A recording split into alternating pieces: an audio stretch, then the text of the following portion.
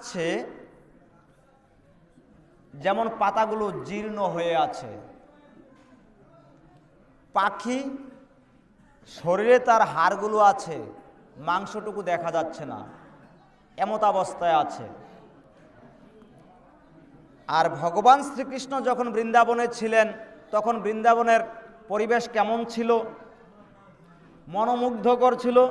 যমুনার জলগুলো উতাল পাতাল ঢেউ খেলছিল। আজ বৃন্দাবন হারা, কৃষ্ণ হারা বৃন্দাবন, বৃন্দাবন হারা কৃষ্ণ, আর কৃষ্ণ হারা বৃন্দাবন।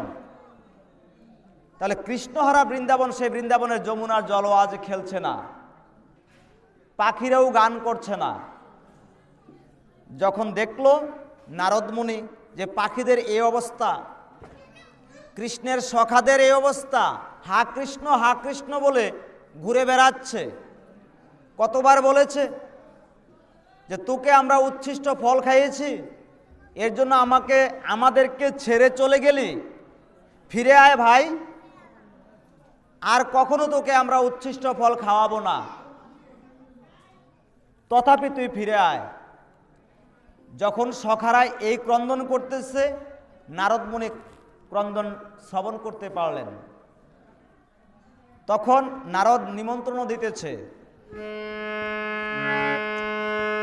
নারদ বলিল পত্রে করে নিমন্ত্রণ, প্রবাসেতে যজ্ঞ করে ওগো দেব নারায়ণ।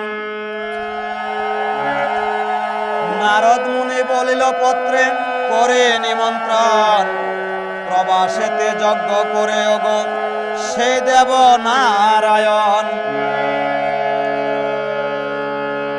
শীঘ্র সেতা মহাযজ্ঞ আরম্ভ হইবে, সখীগণ সহ রাধা প্রবাসেতে যাবে।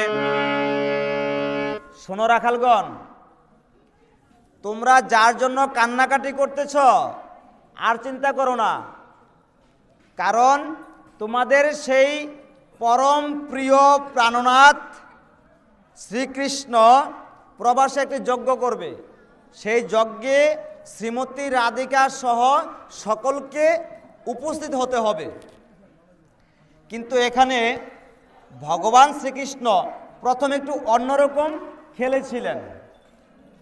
দাদা বলরামকে দেখার জন্য, সকলকে নিমন্ত্রণ করার জন্য চিঠি লিখে দাদা বলরামের হাতে দিয়েছিলেন। কিন্তু মতান্তর এবার পাওয়া গেছে দাদা বলরাম চিঠিগুলো লিখছেন, ভগবান শ্রীকৃষ্ণ বলেছিলেন। তাই সকলের চিঠি বলরাম লিখলেন, নারদ মুনির হাতে প্রেরণ করলেন সকলকে দেওয়ার জন্য। কিন্তু কোনো চিঠি বলরামের হাতে লেখা হলো না বৃন্দাবনে তাদের মা বাবার জন্য। তখন বলরাম বললেন, হারে ভাই কানু, তোর এ কেমন বিচার? কেন দাদা, কি করেছি আমি প্রবাসে এত বড় যজ্ঞের আয়োজন করছি, তাহলে আমি আবার ভুলটা করলাম কি বলো দেখি শুনি। স্বর্গ মত্ত পাতাল তুই সব জায়গাতে নিমন্ত্রণ পত্র আমাকে দিয়ে লিখাইলি, আমার মা বাবার অর্থাৎ আমাদের মা বাবার পত্র কোথায়? বলেছে দাদা, দেবতাদেরকে চিঠি লেখার ভাষা আমার আছে, কিন্তু যাদের থেকে আমাদের জন্ম হয়েছে সেই মা বাবাকে পত্র লিখে নিমন্ত্রণ দেবার মতো ভাষা আমার নেই, তাই আমি বলতে পারিনি। দাদা তুমি আমাকে ভুল বুঝো না, আমি বাবাকে মাকে পত্র দিয়ে নিমন্ত্রণ করার জন্য সেই ভাষাটুকু আমার অর্জন করা হয়নি এখন পর্যন্ত, তাই চিঠিটা তোমাকে দিয়ে লিখাইতে পারেনি। তাহলে তুই যজ্ঞ কর। দাদা বলরাম বলছে, তাহলে তুই যজ্ঞ কর প্রবাসে। সে তোর যজ্ঞে আমি নেই, কারণ যে যজ্ঞে আমাদের পিতামাতা নেই সেই যজ্ঞই না, সে যজ্ঞে আমি থাকবো না। বলছে, ও দাদা তুমি রাগ করো না, আমি যজ্ঞ করব, এত বড় যজ্ঞ করব যা ত্রিভুবনে আজ পর্যন্ত এত বড় যজ্ঞ হয়নি। পর্বত সমান উঁচু তিলের পর্বত হয়ে গেছে, কয়েক শকট বোঝাই ঘি আসছে আহুতি দেওয়ার জন্য। এত বড় যজ্ঞ কখনো হয়নি, আমি করব আজ। আর সেই যজ্ঞে আমাদের মাতা পিতা থাকবে না, এমনটা কি হতে পারে নাকি? অবশ্যই আসবে। আমি নারদকে এক্ষুনি বলছি, তখন নারদ এই যে বৃন্দাবনে প্রবেশ করেছিল, বললে তো সবগুলো বললে তো 2-4 রাত্র হবে না, তাই কেটে ছেড়ে তো অবশ্যই যাইতে হইব এখান থেকে, তাই না? কারণ মোটামুটি একটু তো আমরা নিতে হইব এখান থেকে। তাই ভগবান শ্রীকৃষ্ণ এ কথাটুকু বলে দাদা বলরাম একটু শান্তি পেলেন। তাহলে এই যজ্ঞে মাতা পিতা উপস্থিত হবেন। যে মাতা পিতাকে ভগবান শ্রীকৃষ্ণ চিঠি লিখে নিমন্ত্রণ দেওয়ার মতো ভাষা খুঁজে পাননি, আজ সেই মাতা পিতাদের সাথে আমরা অনেকে অনেক খারাপ ব্যবহার করি। তখন নারদ মুনি রাখালদেরকে কথা বলার পরে নারদ ভাবছেন যে রাধাকে তো বলার দরকার, রাধাকে কি করে বলি। তো এবার রাধারানীকে বললেন যে ওহে রাধারানী, প্রবাসে নন্দন যজ্ঞ করবে, নন্দের নন্দন প্রবাসে যজ্ঞ করবে, সেই যজ্ঞে আপনি উপস্থিত থাকবেন। শ্রীমতী রাধা বলেছে, ওহে নারদ মুনি, আমি যাব না সে যজ্ঞে, সে যজ্ঞে আমি যাব না। এত বছর হয়ে গেল কৃষ্ণের সাথে আমার দেখা হয়নি, আজ কৃষ্ণ প্রবাসে যজ্ঞ করবে, সে যজ্ঞে আমাকে যেতে হবে, সে খবরটা তোমাকে দিয়ে প্রেরণ করেছে, কৃষ্ণ আসতে পারেনি। বলেছে ওহে রাধারানী, তুমি রাগ করো না, ওখানে প্রভুর অনেক কাজ আছে, প্রভু কাজে ব্যস্ত, তাই আমাকে প্রেরণ করেছে, সাথে উদ্ধবও আছে।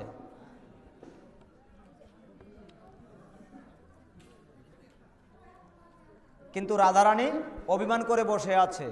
তাই রাধারানী বলছে, রাধারানীকে নারদ মুনি বলছে, শোনো শোনো ব্রজবাসী, শোনো দিয়া মন, ওগো প্রবাসেতে যজ্ঞ করবে ওই নন্দের ওই নন্দন, তোমার সবার নিমন্ত্রণ আমি করে যাই, দাদা দিদি সখী বন্ধু সবার আশা চাই, কেউ যেন বাদ না পড়ে। কৃষ্ণ বলেছেন যেতে মিথ্যা কবু নয়, ত্যাগ করে যাবে সবে নাহি লাজ ভয়। নারদ মুনি বলেছে, এ বৃন্দাবন ত্যাগ করে সকলে প্রবাসের যজ্ঞে উপস্থিত থাকবে, মহাযজ্ঞ হবে, যজ্ঞ তোমরা দর্শন করবে, অন্তে ভোজনের আয়োজন আছে, ভোজন করবে, কেহ কোনো লাজ লজ্জা রাখবে না, সকলে ওখানে প্রবেশ করবে, নচেত কিন্তু প্রভু রাগ করবেন, সকলে উপস্থিত থাকবে। যখন একথা বলেছে, বলার পরও রাধার মান ভাঙেনি, কারণ শ্রীমতী রাধারানী 100 বছর কৃষ্ণহারা হয়ে আছে, দেহে শুধু হাড়গুলো আছে, কোনোরকম প্রাণে বেঁচে আছে। যাক, কিন্তু নারদ মুনি রাধারানীকে নিমন্ত্রণ প্রেরণ করে সুমধুর সুরে নারদ মুনি যখন নিমন্ত্রণ বার্তা প্রেরণ করলেন, প্রভুর আদেশ, সকলকে তো নিমন্ত্রণ করতে হবে। এবার গেলেন জটিলার কাছে। তো জটিলা তো এমনিতেই ক্ষিপ্ত, কারণ ভগবান শ্রীকৃষ্ণের জন্য রাধা গৃহ হারা হিসেবে, তাই না? কারণ এই গৃহে তো রাধারানীর মন নেই, মন তো শ্রীকৃষ্ণের জন্য। এখানে তো অনেকগুলো রূপ নিয়েছিল। আয়ন কি দেখলো? আয়ন ঘোষ জটিলা বলছে, কৃষ্ণের সাথে কথা বলছে, কৃষ্ণের সাথে খেলা করছে, লীলা করছে, দেখাইছে, দেখলো মা কালী। তাই তো আমার ভগবান শ্রীকৃষ্ণ বলেছে, যে আমাকে মনে প্রাণে ভালোবাসে, আমাকে ভালোবেসে তার হৃদ আসনে আমাকে বসিয়ে রাখে, তাকে আমার হাতের মোহন সুরের বাঁশিটা শোনাই। তাই এই মোহন সুর শুনলে কেউ ঘরে থাকতে পারে না, সকলে আমার দিকেই আসক্ত। কারণ আমার নাম যে কৃষ্ণ, সকলকে আকর্ষণ করাটাই হচ্ছে আমার কর্ম। তাই কৃষ্ণ যাকে আকর্ষণ করে কেউ ঘরে থাকতে পারে না। তাই প্রভু বলেছে, আমাকে নিয়ে যে ছল চাতুরি খেলা খেলে তাকেই বদিবার জন্য আমি কৃষ্ণ থেকে কালী হয়ে করে ধরি অসি। যেমন আমার শ্রীমতী রাধারানী কালী রূপ ধারণ করেছিল, আমরা কি সকলে জানি এটা? শ্রীমতী রাধারানী কালী রূপ ধারণ করেছিল, বিকট মূর্তিতে কালী মূর্তি ধারণ করেছিল। তাহলে ভগবান শ্রীকৃষ্ণ কালী রূপ ধারণ করতে পারলে আমার শ্রীমতী রাধিকাও কালীর মূর্তি ধারণ করতে পারবে, এটাই স্বাভাবিক। শিষ্য যদি সাধন করতে পারে তাহলে গুরু তো আগেই সাধন করেছে।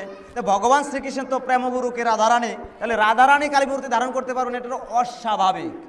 ধারণ করতে পারবে, এটাই স্বাভাবিক।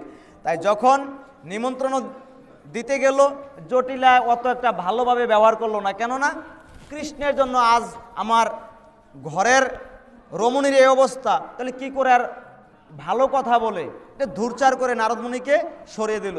তাতে কোথাও কোনো নারদমুনি দুঃখ পেলেন না, কারণ আজ নিমন্ত্রণ শেষ করতে হবে। তাই এবার ধীরে ধীরে কোথায় যাচ্ছেন? যার গৃহে আমার অনাদিরাদি গোবিন্দ ছোট থেকে বড় হয়েছেন, সেই নন্দ রাজার গৃহে প্রবেশ করছেন। মা যশোদা কেঁদে কেঁদে হাড় সারা হয়ে গিয়েছে, চোখের জ্যোতি কমে গিয়েছে, কম কম দেখে। নন্দরাজ বাহিরে বসে আছে, হা কৃষ্ণ করে ক্রন্দন করছে। ঘরে মা যশোদা ক্রন্দন করেছে, বাহিরে পিতা নন্দ ক্রন্দন করেছে। এমতাবস্থায় নারদমুনি ওই আঙিনাতে উপস্থিত। মাতা পিতা দুজন ক্রন্দন করতেছে। তখন নারদমুনি বলতেছে, কোথা গো মা যশোদা,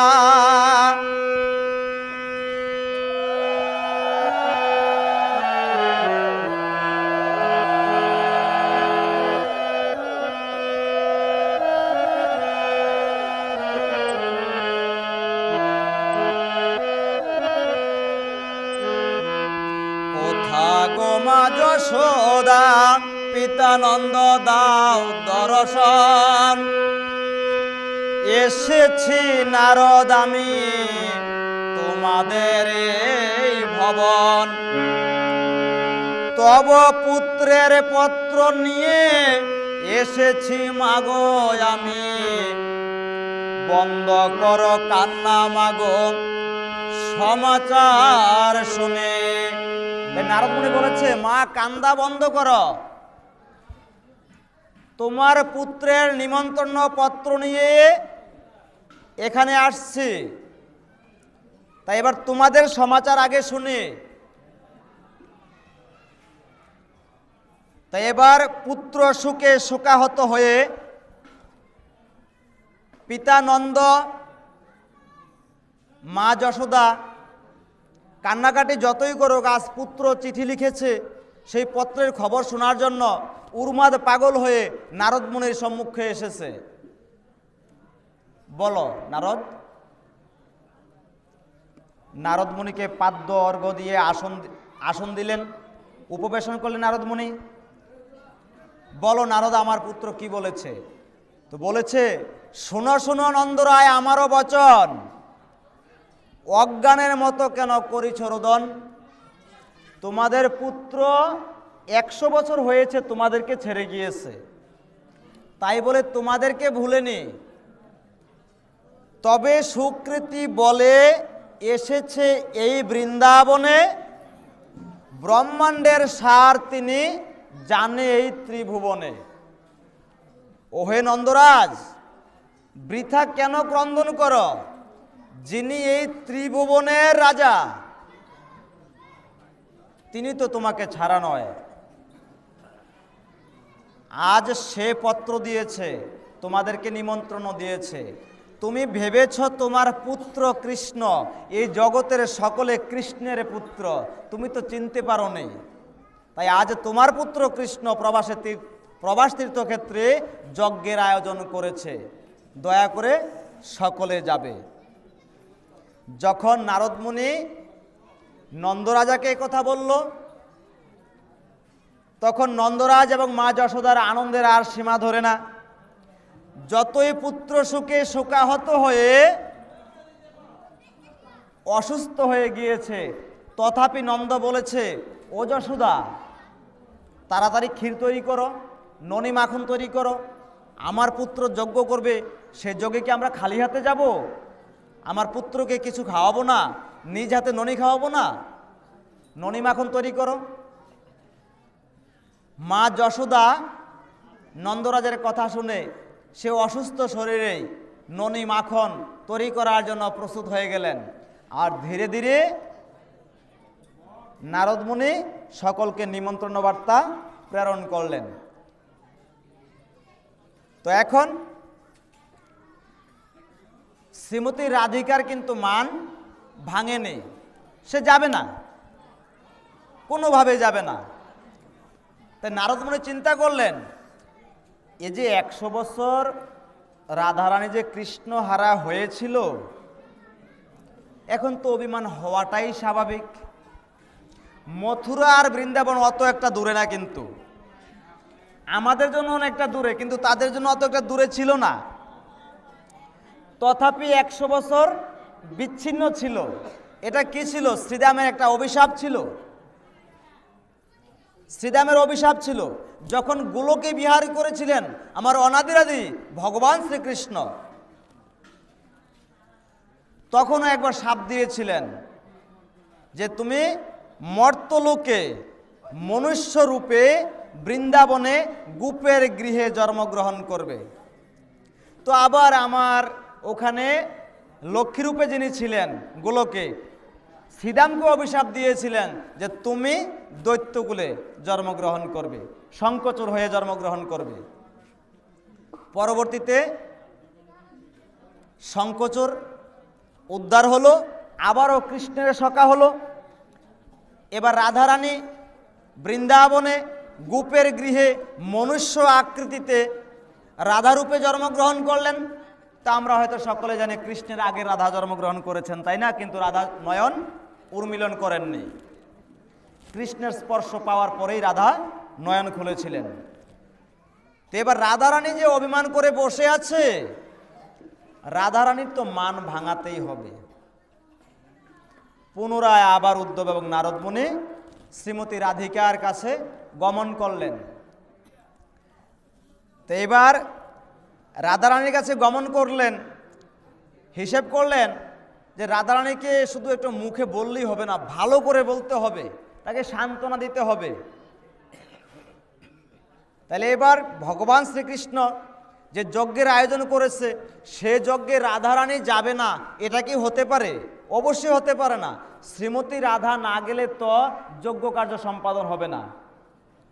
যেমনটা মাতা পিতা না গেলে ভগবান শ্রীকৃষ্ণ যজ্ঞ কার্য শুরু করবেন না, ঠিক এমনি শ্রীমতী রাধারানী যদি এই প্রবাস ক্ষেত্রে যজ্ঞক্ষেত্রে উপস্থিত না হয়, তাহলে সে যজ্ঞ সম্পূর্ণ হবে না। তাই বলেছে, জয় রাধে জয় কৃষ্ণ জয় গোপীগণ, তব স্পর্শে ধন্য আজ এই বৃন্দাবন। রাধে বলে কি আনন্দ, আইলো বোঝে প্রাণ গোবিন্দ। যখন জয় রাধে বলে নারদ মুনি ঢুকেছিল, তখন রাধারানী মনে করেছিল কৃষ্ণ এসেছে। রাধা বলে কি আনন্দ, আসলো বোঝে প্রাণ গোবিন্দ। চল সখী ফেরিব নয়নে, সখীগণ বলে তাই বংশী ধ্বনি শুনতে পাই। বেদি বাম ছিল এতদিনে, চলো তোরা বিনোদিনী। আসিয়াছেন নীলমণি, নিজে বুঝে দিতে নিমন্ত্রণ। নারদ মুনি বলে গেল, প্রবাসেতে যজ্ঞ ভালো, করিবেন নন্দের নন্দন। এবারে যে জয় রাধে বলে যে বৃন্দাবনে পুনরাবৃত্তি গমন করলেন নারদ মুনি, এখানে আমার শ্রীমতী রাধারানী মনে করেছেন রাধে রাধে তো একমাত্র আমার প্রাণগোবিন্দ বলতো, আজ বুঝি আমার বৃন্দাবনে প্রাণগোবিন্দ ফিরে এসেছে আমাকে স্বয়ং নিজে নিমন্ত্রণ দেওয়ার জন্য। তাই সখী তোরা করে চলো। শুধু রাধে রাধে বলাতে শ্রীমতী রাধিকা মনে করলেন যে প্রাণগোবিন্দ এসেছে, এবং অতটুকু নাম শ্রবণ করা মাত্রই উনি কর্ণে সেই মুরারি মোহন বাঁশির শব্দ শুনতে পেয়েছে। তাই বলেছে কি, সখীগণ বলে তাই বংশী ধ্বনি শুনতে পাই, বিধি বুঝি বামে ছিল এতদিন। বাম মানে পিছনে। তাই আজ প্রাণগোবিন্দ আমাকে স্বয়ং নিমন্ত্রণ দিতে এসেছে, কারণ আমি তো নারদ মুনিকে না করে দিয়েছি, আমি প্রবাসে যাব না। ভগবান শ্রীকৃষ্ণ যজ্ঞ করছে আর আমাকে উনি নারদ মুনিকে দিয়ে নিমন্ত্রণ প্রেরণ করবে, এটা তো খারাপ। উনি কেন নিজে আসলো না? তাই অভিমান বর্ষে এ কথা বলার পরে যখন নারদ মুনি পুনরাগমন করলেন, তখন রাধারানী মনে করলেন যে স্বয়ং গোবিন্দ তাকে নিজে নিমন্ত্রণ দেওয়ার জন্য আসলো। কিন্তু এবারে এসে দেখলেন যে না, নারদ মুনি নিমন্ত্রণপত্র আবার নিয়ে আসছে। চলো সখী, 100 বছর তাকে দেখিনি, সে নিশ্চয়ই বুঝি রথ নিয়ে আমাকে নেওয়ার জন্য আজ বৃন্দাবনে উপস্থিত হয়েছে। তাই আর দেরি করো না সখী, চলো তোরা করে। বৃন্দাবন শুধু কৃষ্ণ নামেই মুখরিত। যে রাধারানী আজ ভাবল ভগবান শ্রীকৃষ্ণ রথ নিয়ে আসলো, কিন্তু আসলে ভগবান শ্রীকৃষ্ণ রথ নিয়ে আসেননি। তখন রাধারানী আবারও একটু অভিমান করল। আমি নারদ মুনিকে বলেছি তুমি চলে যাও, আমি প্রবাসে যাব না। তাহলে কি নারদ মুনি বলেনি? আমার প্রাণনাথ কি কথাটা শ্রবণ করেনি যে আমি নারদ মুনিকে ফেরত পাঠিয়েছি? তাহলে কেন প্রাণনাথ আসেনি? আমি যাব না। অতটুকু সময় আমার জন্য হচ্ছে না? এত ব্যস্ত থাকে প্রাণনাথ। রাধারানী অনেক কথা বলেছিল, নারদ মুনি একটুও রাগ করেননি। কারণ যেই নারদ মুনি শুধু প্যাঁচ লাগাইতেন, আজ নারদ মুনি উন্মাদ পাগল হয়ে আছেন রাধা কৃষ্ণের মিলন ঘটানোর জন্য। কারণ 100 বছর পূর্ণ হয়ে গিয়েছে। তাই নারদ বলছে রাধারানীকে, শোনো শোনো কমলিনী, মায়ের টলু দেন, শোনো মোর কথা ধ্বনি,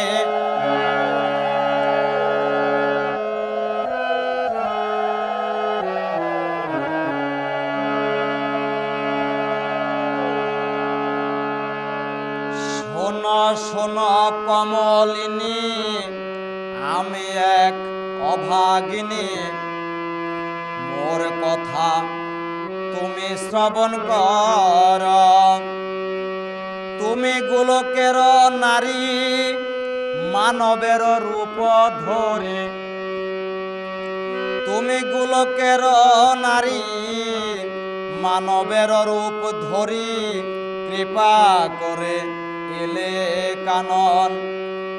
ওগো জগতের মাতা, তুমি কি বলিতে পারি আমি?